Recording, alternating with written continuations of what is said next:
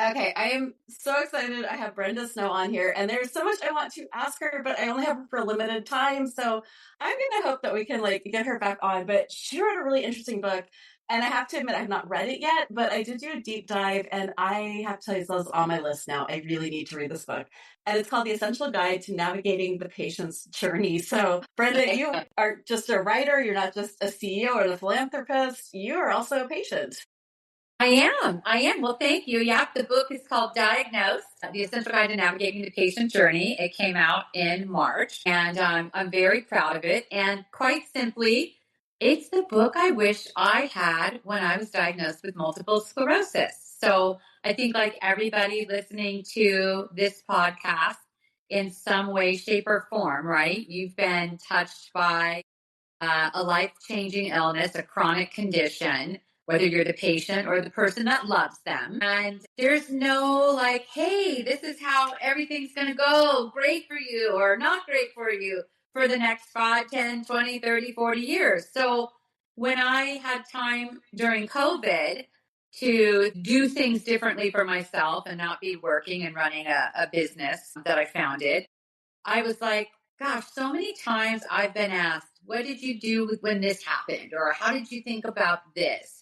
And so I thought, if there's one thing that I kind of want to leave behind when I'm no longer here, is my thoughts about how you go from hearing the devastating words of you have condition X, and how do you live and build back your 2.0 version and still do it in a way that you feel supported, loved, and can ultimately have a life of purpose. So I think you'll find all kinds of good advice, some dirty words, which is fun, some dirty words in the book, some funny stuff in the book, some stuff that will make you cry, and really the journey that you'll go on. So, yeah, high level. That is quite an interesting thing to unpack. And what I'm loving about what you're writing about is that it's so universal.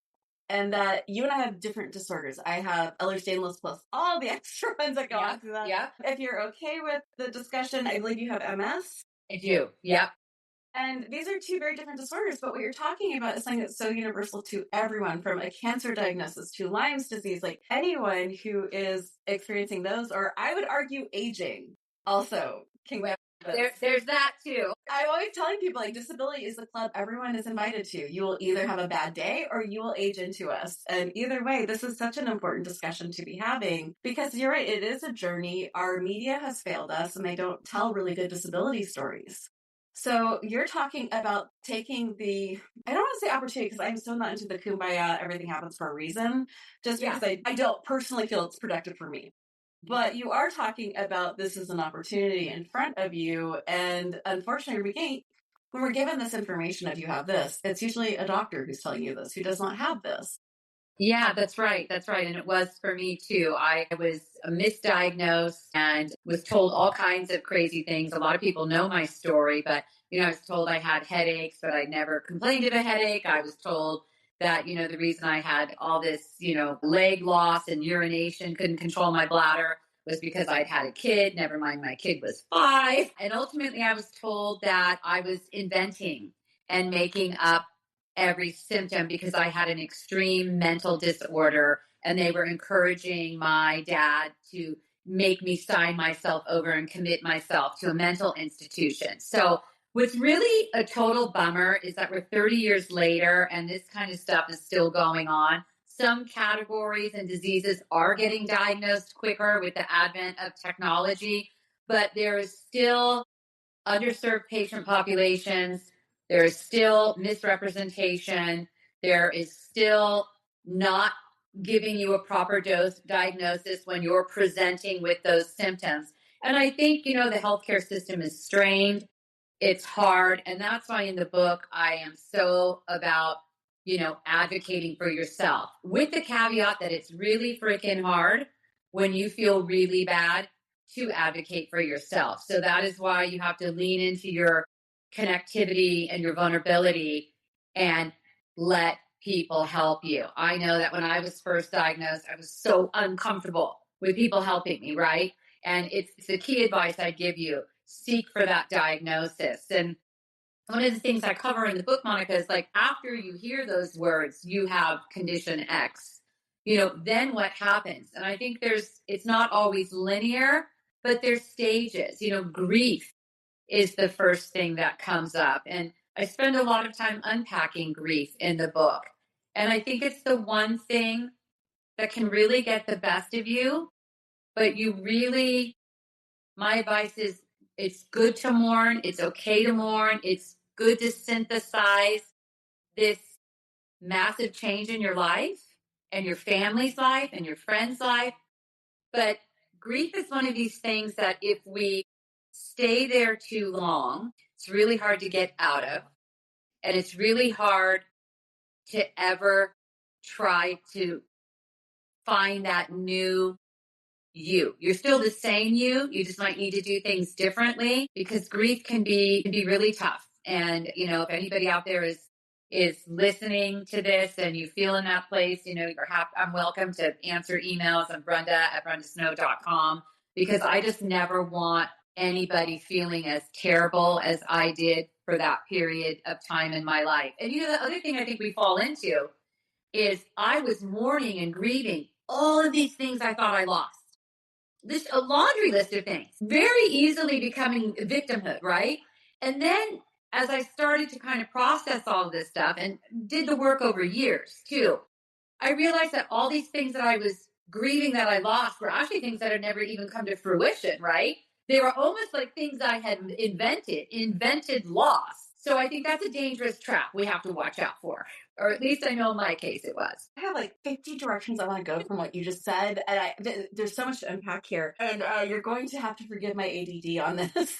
So I'm going to go linearly if that's okay. You said something that I think is so important. I want to backtrack just a little bit. If it's too traumatizing, just say, hey, no. But you talked about the mental health issue I feel like there's a mental health pipeline for anyone who's female presenting to a mental health facility. And I was in the same boat where my mother was told to institutionalize me. It ended up being CRPS. So I feel like that's a common issue that a lot of people, especially female presenting, have in this world. And the weird thing is even after it's not, I say it almost like lightly just as a ha ha ha, I can't believe I was almost institutionalized, but the trauma was, I don't want to lighten the trauma because going to a mental hospital is not a light discussion. No.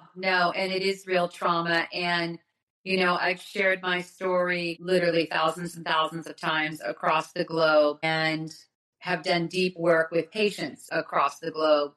And that still is top 3 trauma days in my life. That is still top 3, still brings me to tears sometimes because what was really insidious about that is, like I said, I knew something was wrong with me. I mean, I was wetting my pants. I couldn't work my left leg. My dad's dragging me into the door to the doctor. I'm a smart, intelligent person. I had cognitive impairment. I couldn't think anymore. I'm also high energy. I was so tired. It felt like somebody cut off my neck and filled me with concrete. So I knew something was wrong. And then to be dismissed about any of those symptoms and just to say it's because, you are, I think like one of the words he used was demented. I mean, like really, and I think the part of the story that hopefully adds some levity, because this isn't an easy topic, is after he said this, the only thing that I could blurt out was F you. And then he said, see, she's crazy. But that's how I felt because it was just, I just was like, I can't believe somebody's saying this to me. I couldn't even process this fast, but I got in the car with my dad and the tears just streaming down my face. I'll never forget it. And I will also say that I would be lying if I didn't for about 30 seconds stop and go, well, is he right? Like, has that happened to me? And a massive amount of self-doubt that can fill you with. And again, it's one of the themes in the book that I want desperately people to connect with is don't doubt yourself. This is hard shit. Don't doubt yourself because it's a marathon. It's not a sprint. There are going to be other emotions that you layer on. Anger, You're going to have so much resiliency and endurance. It's unbelievable. It's a gold medal athlete level, like 10 times over. And so don't give up on yourself. Don't fall into that trap of feeling like you're less than or not believing in the essence of who you are because you're not crazy. You do deserve a diagnosis. You deserve joy and happiness. It might be different than you thought, but you are deserving of it. And I like to tell people that you have to keep hope present. In your book with this journey, one of the things that really strikes me with when they bring, because no one can gaslight me better than I can gaslight myself. I have 2 good days. I am convinced I can go do everything. And obviously I've been dramatic. And then like the next day in bed. We now have a situation where you're talking to a doctor who has basically threatened your autonomy and your freedom. And now you're going to have to work with maybe not that doctor, but you're going to have to go into other facilities to try to work with someone who has this power to remove your medication, to say yes or no to therapies that you might want to try, all the way to losing your autonomy and freedom with a mental hospital. How in this book do you talk about this doctor-patient relationship? Because the power imbalance, and I'm not shitting on doctors. There are plenty of amazing doctors. There are also some very bad doctors. And we can't, just like, not all men, we can't always tell the difference. That's true. That's true. Well, I do break down some sections in the book about the importance of your healthcare, your relationship with your healthcare team. So like in my case, that obviously wasn't the right neurologist for me, but I'll leave you with this cliffhanger. After I'm diagnosed in a hospital, he does appear again. So that chapter, The Man in the Yellow Hat, it's worth a read. Let's just say I had my final word, but I knew he wasn't the right fit for me. And I had to, so at this point, I'd been to 4 neurologists. All of them hadn't worked out great. And my 5th one, she was a wonderful female neurologist. And she not only gave me the diagnosis of MS, but lovingly put her hand on my shoulder and let me know that, she always called me Miss Snow. She said, Miss Snow, you're not crazy, but you're very sick and you do have multiple sclerosis. So I was eternally grateful for her. And then, well, she was a very serious lady. There was never like a friendly repartee. Like I have some friends that have like their doctor over for dinner. That wasn't our kind of relationship. But she was a very good co-captain of my team. And so we quickly built, an occupational therapist, a physical therapist, a cognitive therapist. I spent a lot of time in the hospital in those early years. So I think it's important that you feel heard. You have to find a doctor and a relationship where you feel heard, you feel validated, they're willing to try different things, you are not dismissed. And if those things are happening, you need to go find somebody else. They're not the right person. And it's also a privilege issue too if you can find another person. One of the things I'd say is if you have a disorder, if you can go over to like Facebook groups or wherever you can find your tribe, go there and ask about the doctors, because sometimes we don't have the money. I believe we're both in the United States, where I probably spend close to $10,000 a year, even with insurance. But I want to get back to telemedicine. We need more of that so we can access doctors no matter where we are. True. I know I'm on a limited time with you. I want to make sure. You said a phrase called invented loss, and I'm trying to wrap my brain around what you mean by that. If you mean like sort of the Samuel Clemens idea of I don't want to worry because I still want to suffer twice, or if you're thinking more along the love affair that a lot of people seem to have with possibility. Like it's more interesting to dream of the possibility than doing, and I really want to get a handle on that before we start talking about that next step of grief. And I think it can potentially run along the lines of catastrophic thinking, right? So I can only speak for myself and my own personal experience.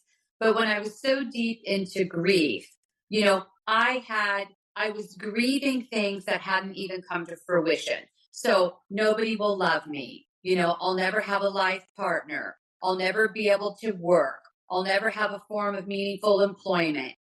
We could be homeless. If I didn't have a dad that was able to help me, that would have been my daughter and I's fate. My daughter's going to be a loser and have all kinds of problems because I'm a loser, because I can't walk, because I'm in a wheelchair. Very dark things. None of these things were true about me. They weren't then and they aren't now. But those are the thinking things that I had going on. That's why I really want to tell people to like stop, because those things haven't happened. Those things aren't true. Those things are, you find yourself sort of inventing all the things that you think you've lost. Now, in actuality, what had I lost? I had lost the ability to walk.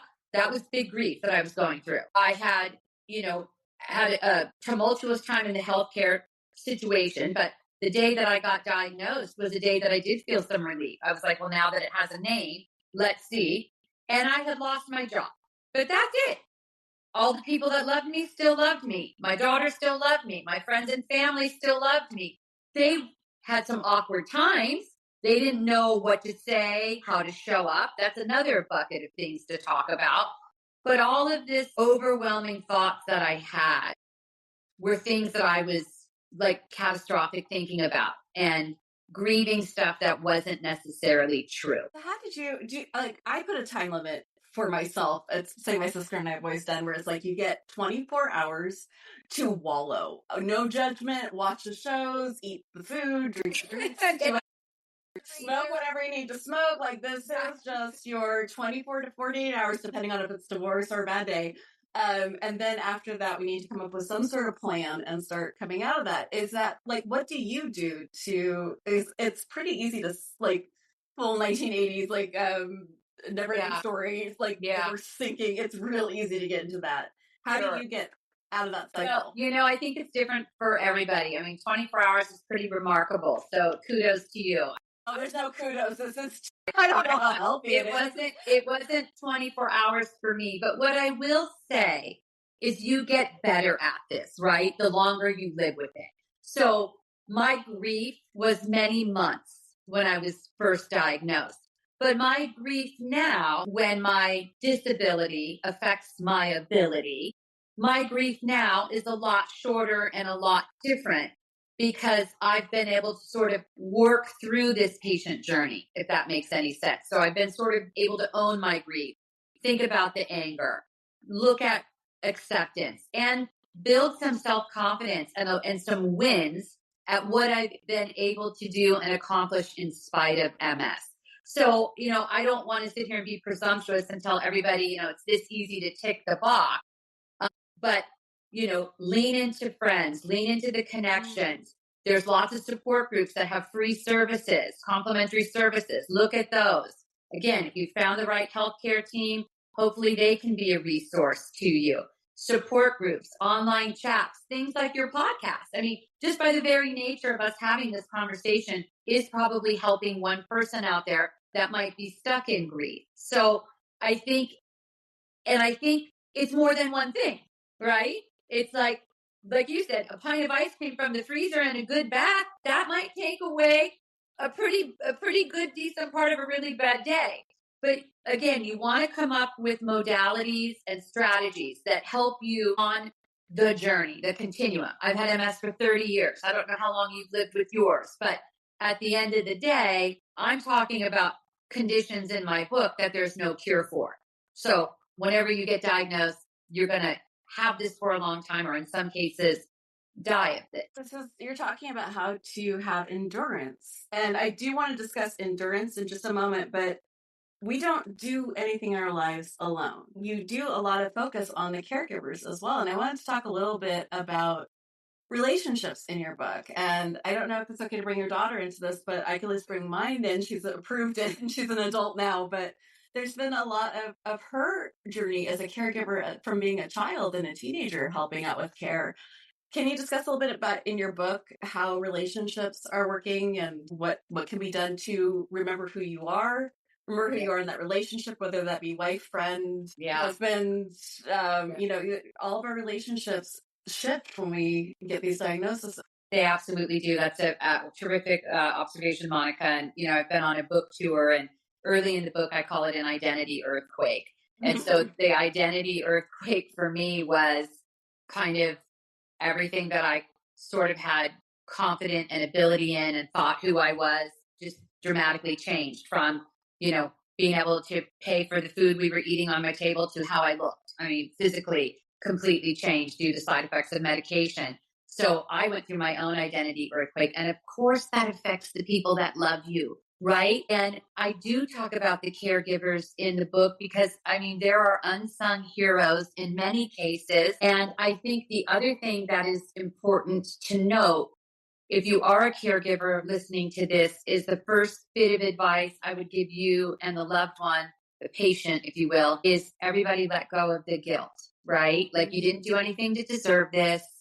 Nobody was a bad person. This stuff sucks, but you didn't do anything to deserve this. And the caregiver really needs to watch out for their own identity earthquake, because all of a sudden you love your person, you're helping your person, you're helping your person, you're doing everything for your person. And then one day you look in the mirror and say, well, now who the hell am I? Who the hell am I? And so if you don't keep things that are precious, did you love, being a runner? Were you in a crocheting club? Like whatever it is that made you feel unique about being you, you need to keep those external friendships up. You need to keep your hobbies up, because you will come back to the care partner relationship ready to be a refreshed, better partner than one that gets totally burnt. And I've seen it way too many times. Resentment comes in, the relationship falls apart, whether it's divorce court or breakups or all kinds of other stuff that then adds another layer of stress on everybody when you're sick and not feeling well. And I also call it courageous conversations, Monica. People aren't mind readers. People aren't mind readers. Sometimes you just have to say and muster up the strength to say what's on your mind. It's all about, I think, the framing and the delivery of how we take on those messages. So, you can have two very tones about, thanks for your help and thanks for your help. Those are two very different messages you're sending. So like you're raising a teenager. I feel like you definitely are getting to that level right there. Yeah. Yeah, where everything you say they just hate and they're pissed off. But I think, it's courageous conversations, especially if you're a caregiver, keeping the parts of your identity intact and letting go of the guilt associated with that. And if you're the patient, don't get into it on that point. Don't be a martyr. Don't be like, are you going out to go bowling because you don't love me or whatever it is? No, it's time for you to work on your self-confidence and growth. They're doing that because they want to stay with you, but they need to have a sense of who they are remain intact. Because there's so many minefields in relationships, especially when we're discussing romantic relationships. Yeah. I think for me, it was easier with my kids, but it can be really hard with expressing disappointment and frustration with someone who's already doing 90% of the work. And for my husband, it's always a hard thing to come back and go, I have compassion fatigue. I don't know how many times I can tell you I'm sorry you're dislocated. This is a lot. Yeah. And sometimes you're not even looking for more chores to be done, more work. You're just looking for that validation of, I'm sorry, right? I'm sorry you're having a shit day. Well, we can go back to the medical trauma of gaslighting, where for the first 6 years after diagnosis, I made him look at each dislocation and be like, yes, that's just right, that's dislocated. Can you sign off on this? Because I need someone else to sign off. Sorry, that's my own therapy issue, so we'll move on from that. No, I understand. But listen, I've talked to so many patients with so many conditions over the years. It's an honor to talk to you and listen to your story as well. And again, I think the most important things that we can do for each other, especially in today's world, is listen and validate and show up with an open heart and a loving spirit, man. If we had more of that going on, it would be so much better. Right? Let's go into some loving spirit then, because something you said about you, if your partner's going off to do their thing, you need to find something for yourself. And I think you hit a giant nerve, which is when someone suddenly, I'm very lucky that I've been sick my whole life and I've built skills for that.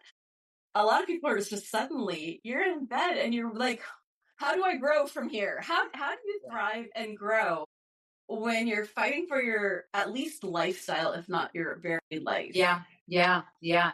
Well, again, none of this stuff is easy. I just, again, want to stress that and validate everybody that is sitting in that place where it's so hard. I would say it's baby steps, small incremental steps. I tell this story that has stuck with me for my entire journey with MS, and I've done some pretty amazing things in spite of MS, but on par with that was I had spent the better part of a couple of years learning how to go from a wheelchair to a walker to a cane. I wasn't able to do anything for anybody. And the person I loved the most in the world was my daughter. Still do. And I practiced and practiced and practiced these things till I was able to, about 18 months into my journey or so, accomplish one thing, and that was that I got from the bedroom to the kitchen to be able to put toast in the toaster and send her off to school with a piece of toast. That was the biggest accomplishment in a year and a half, pretty much. And that was such a growth moment for me in my personal development, in my sense of self, in feeling proud, like I could still be her mom. I might be different than some of the other moms, but who cares? Different's okay. And those little incremental steps started to put Humpty Dumpty back together again.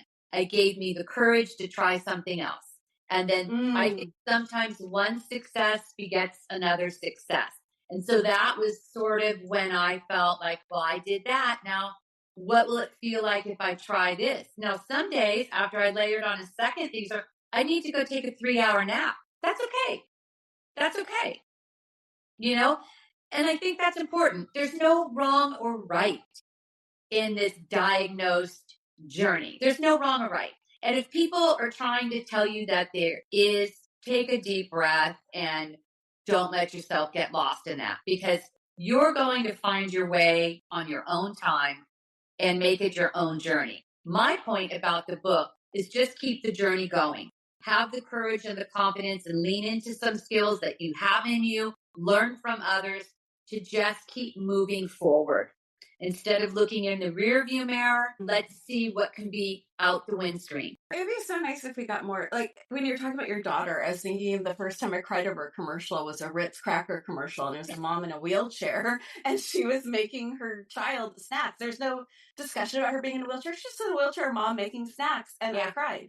This is the first time I'd seen a mother in a wheelchair just living her fucking life instead of like all the moralizing. She just wants to get up and walk. Can we pray for her? Can we like get her to do painful things to get out of the wheelchair? Like, it was so healing to me, and I wish we had more For sure. more discussions around that.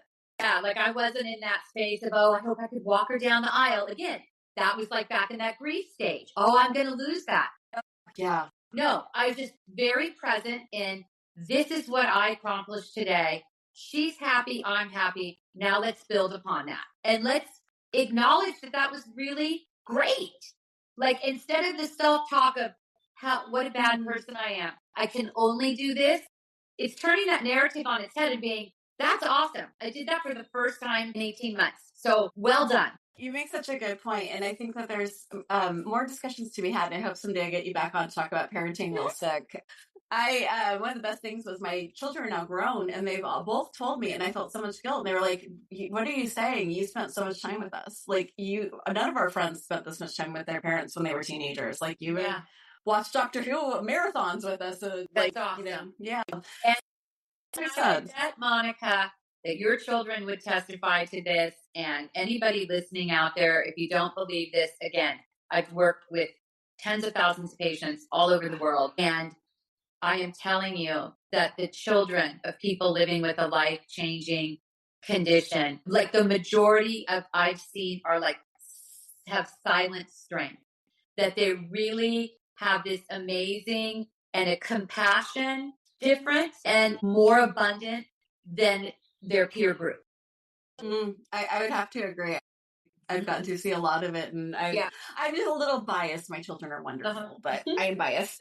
I want to know about your book and how you want people to use it. Do you want people just to sit down, read it straight through, or do you want them to like go like, hey, I'm having trouble with this moment on my journey through this. This is Great the question. system. You're the first person to ask me this, and the answer is that is you can do both. That is a great question. A lot of people, yeah, and a lot of people want to sit down and read. Let's see, I don't even know how many pages I have here. I think 360. So it's like 351 pages. And if you want to sit down and you can do it, but I wrote it because when I was sick, I couldn't get through that all at one time. So I wrote it. So if you're struggling with optimizing your care, switch to that chapter. And I there's some repetition and redundancy in the book so that you can just go to that chapter and get a little bit of a reminder of the chapters before, even if you haven't read them. I love that. I'm so glad you understand the chronic illness. This is where someone who's sick understands, and that's 100%. like, yeah, holding that stuff is hard. I do want to talk to you about what if there's stories in the book that just resonate with you, like where you heard the story, and it was either like so antithetical to what you were thinking, or it was so like, this is why I'm writing this book. Well, I have a lot of patient stories in the book. And what I tried to do is, lean into my network of some amazing people like yourself and this listening audience and people that I knew really had a story that fit the chapter that I was writing about grief or endurance or anger, and asked if they would be okay sharing a snippet. So I thought that added a little bit of some heft, not just like my opinion, but here's some other real people that have experiences with this. So I think that is helpful. I also, what has stood out to me throughout all of this, and it's not exactly answering your question in that way, but I think it's important to say it is the power of everybody's narrative, the power of the story. I mean, I built a business kind of based on that. I know that my story, when I had the opportunity to share it, helped other people, but it healed me. And so, again, I think that we're on this podcast sharing our experiences because it builds bridges, it adds commonality, it makes you know you're not alone, and ultimately drives toward feeling less alone, which hopefully makes you feel hopeful and gives you a little bit of joy in your life. So I would just say that it is important that your voice is heard. It is important that you share your opinions and your perspective with anybody that will listen. And I'll listen if I need to. And, I think that helps lighten the load. So that's why there's people's stories in the book besides mine. That's why I like to hear stories. I'm working on a second iteration of the website. The publisher kind of made one where I can hopefully have like a story repository, because I feel really strong in the idea of the collective share. I cannot agree with you more. Stories are what actually changes the world. We keep thinking that it's something else with like logic, but it is the stories that actually builds the empathy with others to create change. We're getting close to the 45-minute mark, and I know you have other things to do, but we do have a lot of people who listen who want to take on a project like writing a book, be it fiction or being it like delving into something like this. And chronically ill people we are so good at thinking outside the box. And I wonder if you have any advice for anyone who's listening to this going, I want to discuss what it's like to be disabled in India, or I want to discuss like physical therapy in this area, or whatever you're dealing with or thinking about, that you are maybe not an expert, but you are a living expert in that. 100%. And you are an expert. So again, I'm all about validation and having people feel seen. If you're living with some of this stuff, I can assure you, you're an expert.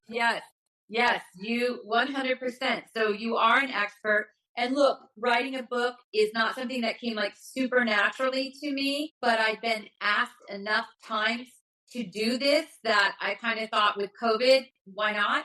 I'm a better probably talker than I am a writer. So I spoke my book, and there's all kinds of adaptive devices that you can use.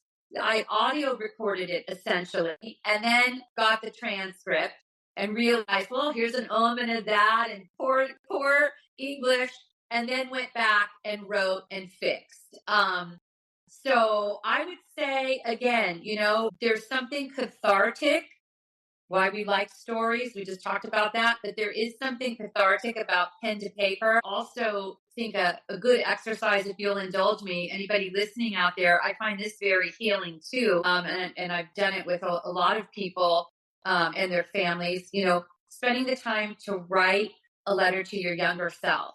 If you could tell the newly diagnosed person that you were, or the younger you, your perspective of where you are at today, that writing exercise serves as a beautiful prompt to just connect to, I think, all the things that are good inside all of us and help be a reminder to you. Because again, when you don't feel good, it's really easy to have a bad attitude, not by choice or any fault. It's not fun feeling crappy. That's a very good point.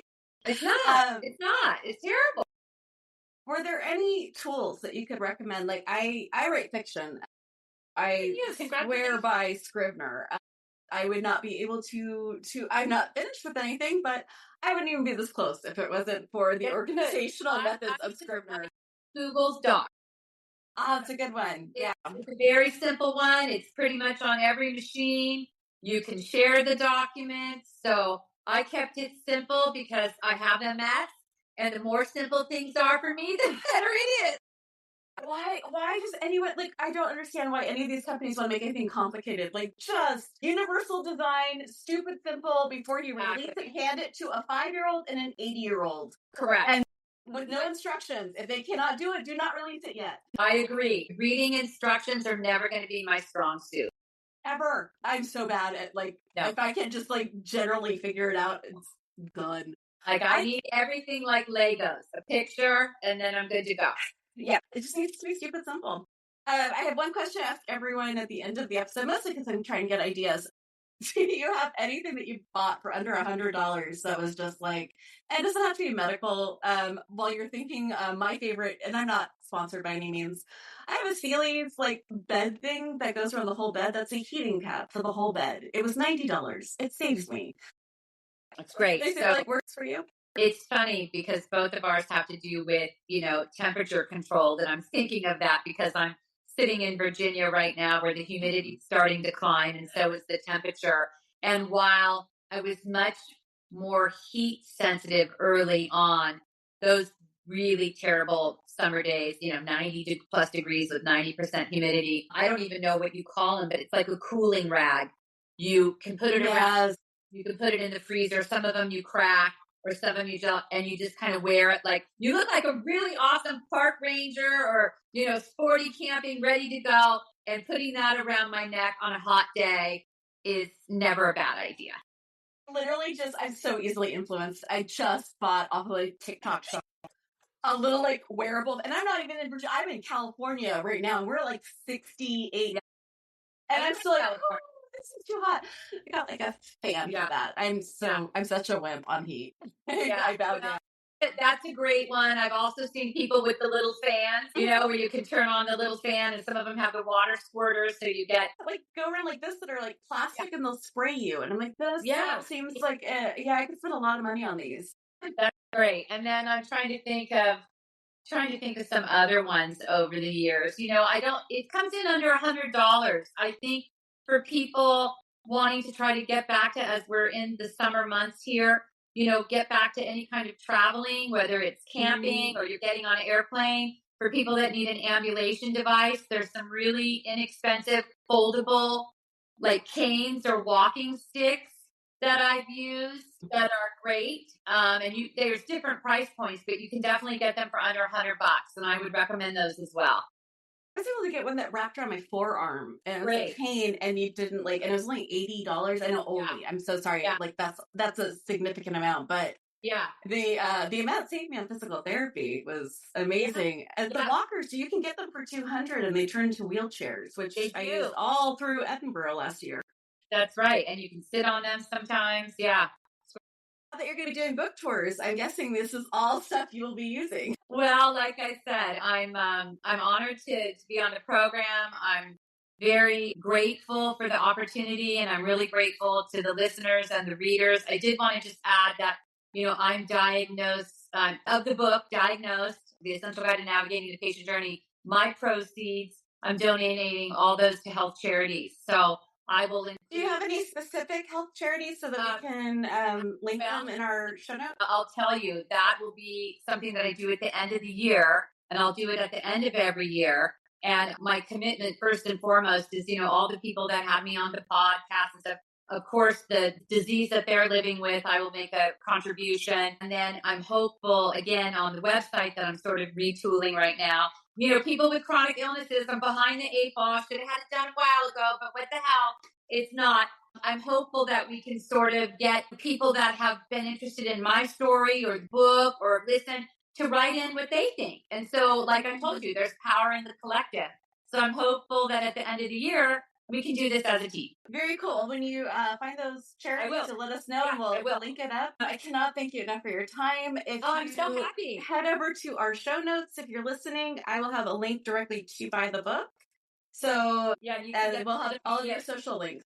BrendaSnow.com, yep, and my Insta handle. And if anybody needs a shoulder to cry on, I'm happy to. That is very kind of you. Bye. So much, everyone. Be kind, be gentle, and whatever it looks like to you, be fierce.